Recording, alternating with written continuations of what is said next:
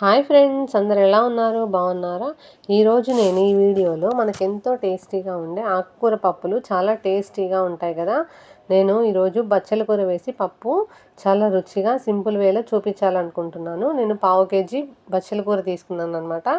దాన్ని కడిగేసి పక్కన పెట్టుకొని కట్ చేసుకుందాం. ఫస్ట్ కట్ చేసుకుందాం. సన్నగా కట్ చేసి పక్కన పెట్టుకున్నాం కదా. ఇప్పుడు అరకప్పు కందిపప్పు తీసుకుందాం.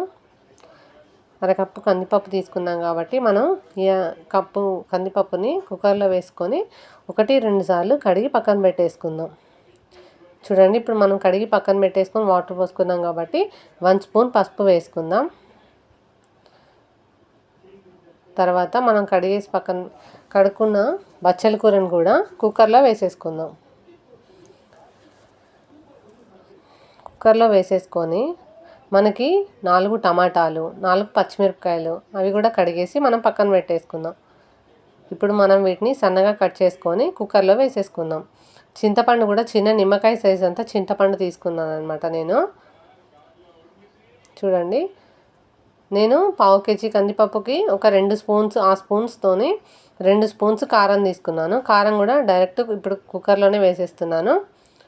ఇంకా ఇదంతా ఒకసారి మనం కలిపేసుకొని కుక్కర్ మూత పెట్టేసుకుందాం. ఒక 4 to 5 విజిల్స్ రానిద్దాం. చూడండి, వచ్చేసినాయి కదా. పప్పు కూడా ఉడికిపోతుంది కాబట్టి ఇప్పుడు సాల్ట్ వేసేసుకుందాం. ఒకసారి మొత్తం కలుపుకొని పోపు పెట్టేసుకుందాం. నెక్స్ట్ పోపుకి ఆవాలు, జీలకర్ర, ఎండుమిర్చి, ఉల్లిగడ్డ, కరివేపాకు తీసుకుందాం. ఇప్పుడు ఒక గిన్నె తీసుకొని తగినంత ఆయిల్ వేసుకుందాం. వేసేసుకొని ఆయిల్ వేడైంది కాబట్టి డైరెక్ట్గా పోపు దినుసులన్నీ ఒకటేసారి వేస్తున్నా నేను. ఫ్రై అయిపోయినాయి కాబట్టి దీంట్లో ఇప్పుడు మనం కొంచెం పసుపు వేసుకుందాం.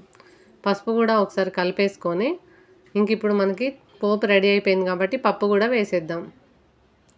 చూడండి, మనకు ఎంతో టేస్టీ అయిన బచ్చల కూర పప్పు రెడీ అయిపోయింది. ఫ్రెండ్స్, ఈ వీడియో కనుక మీకు నచ్చినట్టయితే లైక్ చేయండి, షేర్ చేయండి, కామెంట్ చేయండి, అలాగే సబ్స్క్రైబ్ చేయడం మర్చిపోకండి. ఓకేనా? Bye friends.